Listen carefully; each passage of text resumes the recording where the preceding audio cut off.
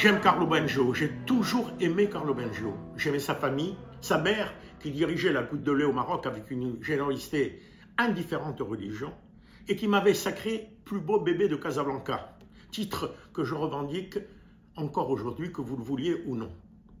J'aimais sa sœur Flore, son frère Berger, chef scout, mais surtout Carlo, alias Serval, c'était son totem. C'est lui qui m'a donné le goût du théâtre et de l'écriture. Il avait monté un spectacle fascinant au centre communautaire Charles Netter à Casablanca. Une expérience novatrice et transformative et unique. Déjà, il inventait le futur. Il n'avait pas 20 ans et pourtant, il était un créateur visionnaire, un génie refusant de reconnaître son propre génie. Vagabond de la lumière, acteur, metteur en scène, poète de la vie, il aurait pu aller bien plus loin, mais il ne l'a ni voulu ni cherché. Il préférait vivre l'instant en loup solitaire qu'il était. Pourtant, il n'avait que des amis, des admirateurs, parce qu'il était pur, pur en lui-même et pour les autres. Il fuyait la gloire, la notoriété, la richesse, les honneurs. Il voulait être libre, sans compromis, et malgré tout, il a laissé une empreinte indélébile. C'est lui qui a monté toutes mes pièces de théâtre. À Montréal, il a fondé le théâtre séfarade avec Soli Lévy, Elia Bekassis, Liliane Abitbol, moi-même et d'autres. Il a aussi transmis son éclat à ses fils, Yoshua et Sami, devenus, comme vous le savez, des pionniers de l'intelligence artificielle. Et un jour, il a décidé de rejoindre les étoiles, poétique jusqu'au bout. Il s'est fondu dans la matière, devenant fleur, arbre, océan. Toi, Carlo, tu étais partout et nulle part, toujours en train de t'inventer, de te réinventer. Que cherchais-tu? La lumière? Le pardon? L'aventure? Je me le suis toujours demandé. Mais aujourd'hui, je le sais. Tu étais un extraterrestre venu changer le monde et tu l'as fait. Tu l'as fait. Tu étais un funambule, un magicien du verbe et de la lumière. Tu la faisais danser comme une ballerine avec la grâce d'un Fred Astaire, insaisissable. Et pourtant, te connaissais-je vraiment? Peut-être pas. Mais je devine ton secret. Dans un monde d'hypocrites, tu avais choisi la vérité, ta vérité. Tu as réussi, Carlo. Contre toute attente, tu as réussi et tu es parti comme tu as vécu, sans rien demander à personne, sans bruit, comme une ombre, un nuage, une fine pluie sur le visage. Mais toi, qui t'en doutais pas, sache-le, tu es devenu une lumière toi-même, comme une étoile, comme un soleil, brûlant, chaud, radieux, complètement, totalement illuminé. Adieu, Carlo.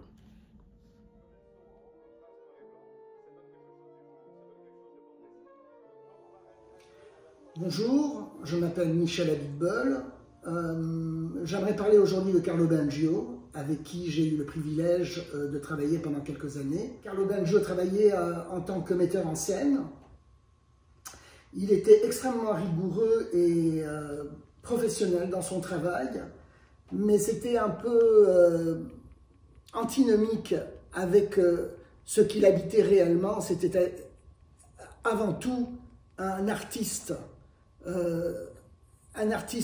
véritable qui ne vivait que pour l'art et que pour créer. Mais je garde avec moi d'excellents souvenirs et je garde avec moi aussi toute la candeur et toute la pureté de ce véritable artiste.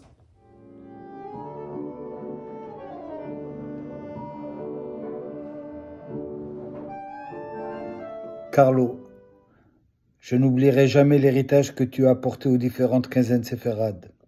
L'expression de ton regard innocent, ta gentillesse, ton sourire communicatif et ton professionnalisme ont été pour tous une source d'inspiration.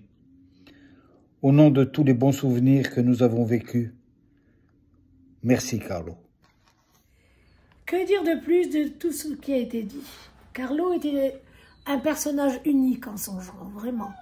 Toujours de bonne humeur, il ne nous faisait jamais de reproches, très modeste. Il est parti en silence, en toute discrétion, comme il a vécu. Il me manque beaucoup, vraiment. Comme on dit chez nous, ya Sarah. Aïe, aïe, aïe, aïe, aïe. C'est bien ça. Ouais.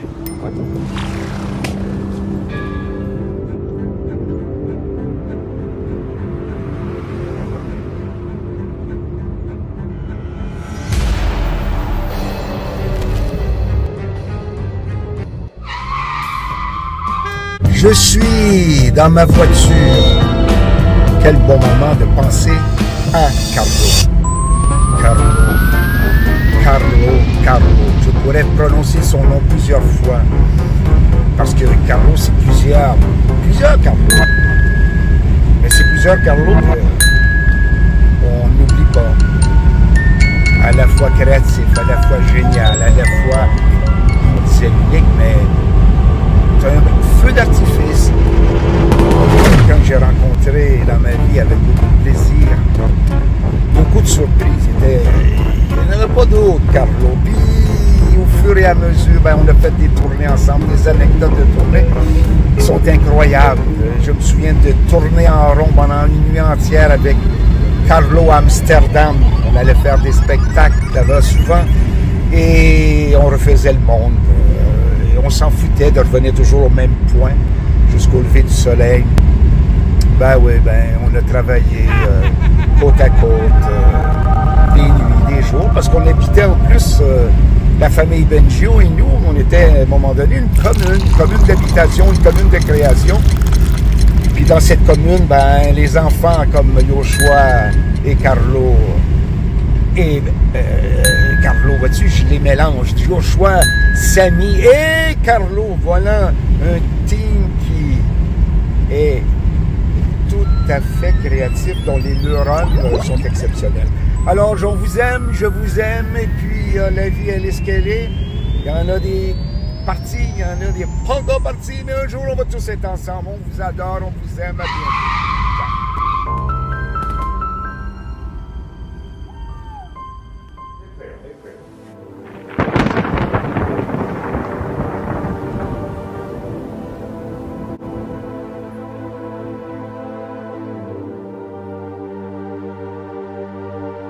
Hey, you out there in the cold, getting lonely, getting old.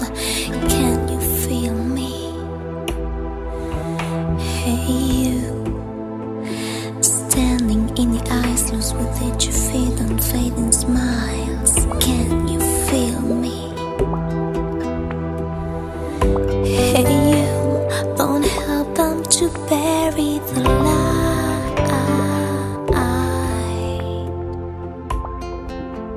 10, 2, 89.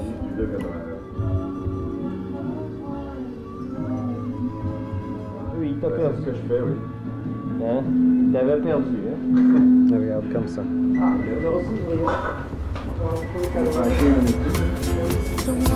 Donc, mais c'est ça, puisqu'on a des émotions d'admiration de l'un envers l'autre.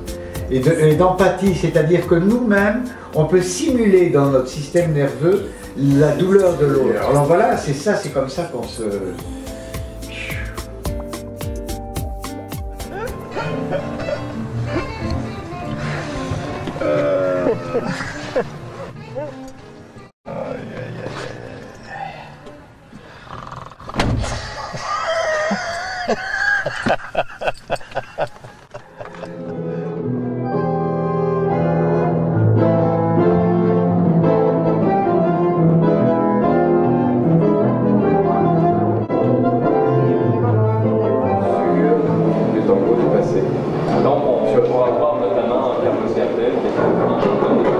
Mais vous allez... Oui, c'est-à-dire qu'on va entendre sa voix originale, on va la faire sur le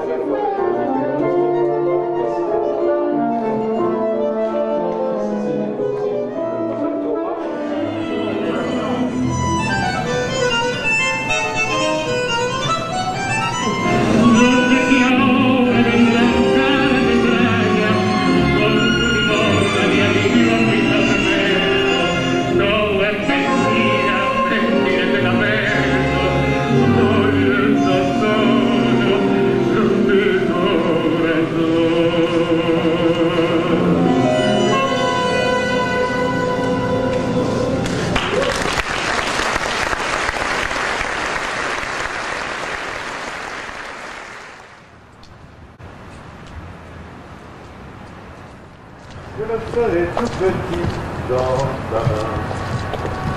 Je me ferai tout petit dans ta main. Tout petit, je me ferai tout petit dans ta main. J'avais 15 ans et demi lorsque j'ai rencontré Carlo à l'occasion d'une audition pour une pièce de théâtre amateur à Casa. C'était un être tellement différent de toutes les personnes que j'ai connues, croisées ou rencontrées à Casa, en France ou ailleurs. Il avait 20 ans et il avait étudié entre autres au Cours Florian à Paris, en théâtre. Et il avait même joué dans plusieurs pièces de théâtre. C'était vraiment impressionnant pour des jeunes amateurs que nous étions alors. Carlo m'a fait découvrir qu'il était toujours possible et même acceptable dans nos sociétés de vivre à sa manière, de découvrir ses propres règles, son propre mode de vie, sans porter atteinte à quiconque, de vivre finalement comme un artiste qui crée sa propre vie, comme une œuvre d'art. Je suis Sami Benjo, je suis le deuxième fils de Carlo. Puis je voudrais commencer par dire que Carlo, c'était en fait un père formidable. Pas du tout un père classique, c'est sûr, mais un père formidable néanmoins. Il adorait les enfants. Et ça, c'était quelque chose de particulier. Les enfants l'adoraient aussi parce qu'il réussissait à éliminer toute distance entre eux. Il était l'un d'eux. L'autre chose que je voudrais dire, c'est qu'on parle beaucoup de Carlo, l'artiste. Mais moi, je voudrais parler surtout de Carlo, le philosophe et le scientifique. Très vite, Carlo nous a donné le goût de la science. Il nous a donné le goût de la méthode scientifique, de la réflexion, l'idée de poser des questions constamment. Et en même temps, il savait aussi écouter, il savait observer, bref, tout ce qu'il faut pour un scientifique. Et assez rapidement, il s'est rendu compte que Yoshua et moi, on était intéressés par l'ordinateur, à une époque où ça n'intéressait personne. Et il nous a encouragés là-dedans, puis ensuite on s'est intéressé à l'informatique en général, et évidemment plus tard à l'intelligence artificielle, ce qui est devenu notre carrière. Mais il adorait ça. Il adorait la technologie, ça se voyait sous plusieurs façons. Il adorait les caméras, il utilisait les ordinateurs pour éditer ses films. Enfin, c'était quelque chose d'important pour lui. Mais en même temps, il s'intéressait à tout ce qu'on faisait. On avait des discussions sans fin d'abord sur l'informatique et son impact sur la société, et plus tard, bien sûr, sur l'intelligence artificielle. Je dois dire qu'il me manque beaucoup. Carlo, d'abord, c'est intéressant qu'il voulait qu'on l'appelle Carlo et non pas papa. Il a été une inspiration extraordinaire dans ma vie, dans ma manière d'envisager le monde. C'était un vrai intellectuel qui posait des questions difficiles. Et qui avait une très haute idée de la recherche de la vérité, ce qui est exactement ce que les chercheurs comme moi ont comme mission. Et puis c'était aussi un rebelle qui remettait en question la société telle qu'elle était à l'époque. Si j'avais pas été aussi imbibé de la notion de liberté qu'il a mis en nous, je pense pas que j'aurais pu faire les découvertes que j'ai faites dans ma carrière scientifique. Il nous a permis de poser des questions et d'agir selon notre émotion, notre impulsion, notre intuition, d'une manière qui est assez unique, je pense. La période autour de son décès, ça a été très intense pour moi.